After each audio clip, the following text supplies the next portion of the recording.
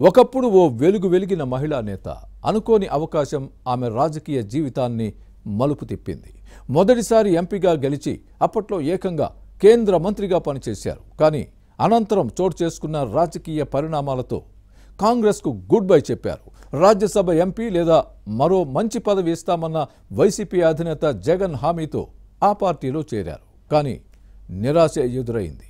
దీంతో మళ్లీ తన సొంత గూటికి చేరి ఈ ఎన్నికల్లో టెక్కలి కాంగ్రెస్ అభ్యర్థిగా బరిలోకి దిగారు. తనను అడుగడుగునా అవమానించిన వైసీపీపై కసి తీర్చుకోవాలనే పంతంతో పనిచేశారు. దీంతో ఫలితాల సమయంలో ఫ్యాన్ పార్టీ అభ్యర్థుల గుండెల్లో గుబులు పుడుతోంది. ఇంతకీ ఎవరా నేత, ఏ జిల్లా? Was the story.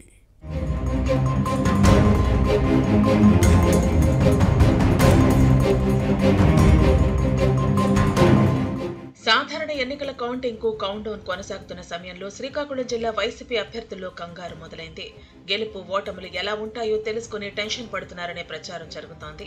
ఎన్నికల ముందు వైసీపీ నుంచి కాంగ్రెస్ లో చేరిన కేంద్ర మాజీ మంత్రి కిల్లి కృపారాణి ప్రభావం కనిపించిందనే ప్రచారం జరిగింది. రాష్ట్ర విభజన తర్వాత కాంగ్రెస్ నుంచి వైసీపీలో చేరిన ఈ నేతను పార్టీ కోసం వాడుకుని వదిలేశారనే విమర్శలు ఉన్నాయి.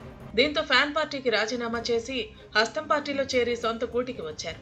ఈ ఎన్నికల్లో పోటీ చేసి అధికార పార్టీపై కసి తీర్చుకున్నారనే ప్రచారం జరుగుతోంది.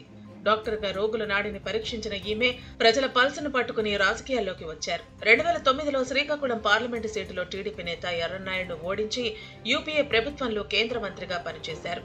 అనంతర పరిణామాల్లో వైసీపీ అధినేత జగన్ ఆహ్వానంతో ఆ పార్టీలో చేరారు. రాజ్యసభ లేదా మరో మంచి పదవి ఇస్తామని ఆశ చూపి ఆ తర్వాత పట్టించుకోలేదనే విమర్శలు వచ్చాయి.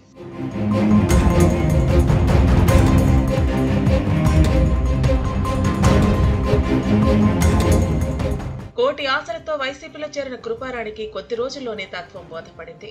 శ్రీకాకుళం జిల్లా ఫ్యాన్ రాజకీయాల్లో తన పరిస్థితి కూరలో కరివేపాకులా మారిందనే విషయం అర్థమైంది. పదవుల సంగతి పక్కన పెడితే కనీస గౌరవం దక్కకపోగా 5 ఏళ్ల అవమానాలు తప్పలేదని బాధపడ్డారు.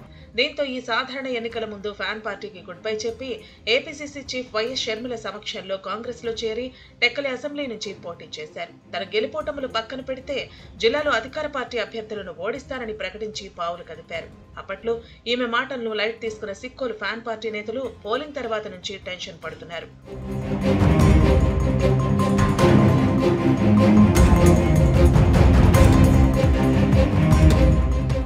కళింగ సామాజిక వర్గానికి చెందిన కృపారాణి వైసీపీలో తనకు జరిగిన అన్యాయాన్ని ఈ కమ్యూనిటీ నేతల దృష్టికి తెచ్చారట. ప్రజాభిప్రాయాన్ని ఫ్యాన్ పార్టీకి వ్యతిరేకంగా మలిచేందుకు ప్రయత్నించారని చెబుతారు.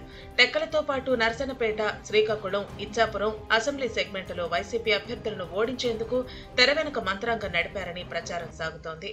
కళింగ సామాజిక వర్గం మొత్తం వైసీపీకి వ్యతిరేకంగా పనిచేసిందని వినిపిస్తోంది. దీంతో అధికార పార్టీ అభ్యర్థులను ఓటమి భయం వెంటాడుతోంది.